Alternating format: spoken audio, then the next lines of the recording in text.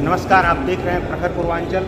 हम लोग इस समय वाराणसी में हैं। यहाँ पे all India federation of insurance field work के विकास अधिकारियों की एक राष्ट्रीय कार्यकारिणी की मीटिंग है। हम यहाँ के पदाधिकारी तमाम जुटे हुए हैं, उनसे जानते हैं आखिर वो किन मुद्दों को लेकर के यहाँ पे बैठक कर रहे हैं। सर, स्वागत है आपका।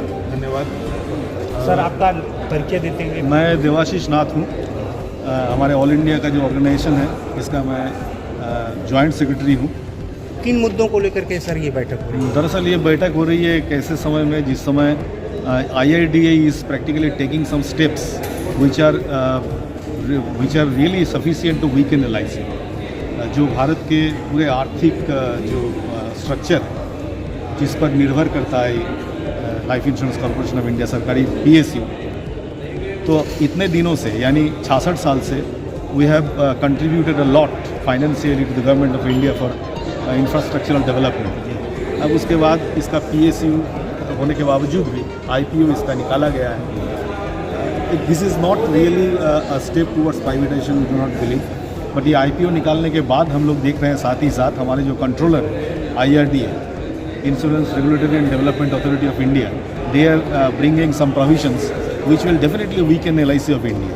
So we are trying to get a consensus over us कि ऐसा कुछ किया जाए, ऐसा कोई स्टेप लिया जाए, भारत सरकार के पास ऐसा कोई रिक्वेस्ट रखा जाए, अपील किया जाए, जिससे कि ये संस्था जिस जगह है इससे भी और बेहतर हो और स्ट्रांग हो। तो क्या आप लोग सीधे तौर पे इसका विरोध कर रहे हैं कि इसका प्राइवेटाइजेशन न किया जाए? हाँ, सीधे तौर पर विरोध कर रहे हैं और हमने IPO का भी विरोध किया था और हमने IPO में भी बहुत सी चीज़ें सरकार के समक्ष रखी थी। हम सरकार से केवल दो चीज़ रखना चाहते हैं कि भारतवर्ष में सबसे मजबूत PSU सेक्टर के रूप में भारतीय जीवन बीमा निगम स्टेब्लिश है, इसको कमज़ोर न किया जाए। BSNL को कमज़ोर किया गया, जितने भी PSU सेक्टर हैं सबको कमज़ोर किया गया। 29 करोड़ पॉलिसी होल्डर, हम विश्व के सबसे बड़े सब्सक्राइबर हैं।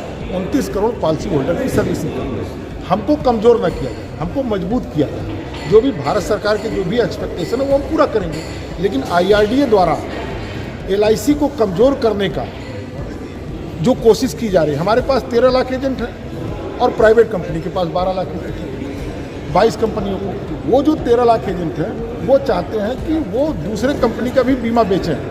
एजेंट हम बनाएंगे, इंफ्रास्ट्रक्चर हम डेवलप करेंगे, पैसा हम खर्च करेंगे और वो उसका उपयोग जो है प्राइवेट कंपनियां करेंगी। तो एक प्लेटफार्म का भी हम विरोध करते हैं। एजेंट का जो कमीशन का स्ट्रक्चर है वो भी उसका भी हम विरोध करते हैं, क्योंकि एजेंट को जो कमीशन का स्ट्रक्चर है उसमें इंक्रीज होना चाहिए, डिक्रीज का सवाल ही नहीं होता है जो है। तो ये सारी डिमांड पर, सारी चीज़ों पर कल हम लोग चर्चा करेंगे 2 दिन, और उसके बाद हम अपनी एक रणनीति बनाएंगे, रोड मैप बनाएंगे कि आगे सरकार के साथ कैसे डील करना है। अगर हमको ज़रूरत पड़ी तो हमें जो है संसद सदस्यों से मिलना पड़ेगा। संसद का जो नया सत्र जब शुरू होगा जो है जल्दी ही, तो हमको हो सकता है हमको वहाँ पर संसद भवन का घेराव करना पड़े। जो भी एक डेमोक्रेटिक सिस्टम में जो भी हमको अधिकार है वो सारी चीज़ों के अंतर्गत हम कार्य करेंगे।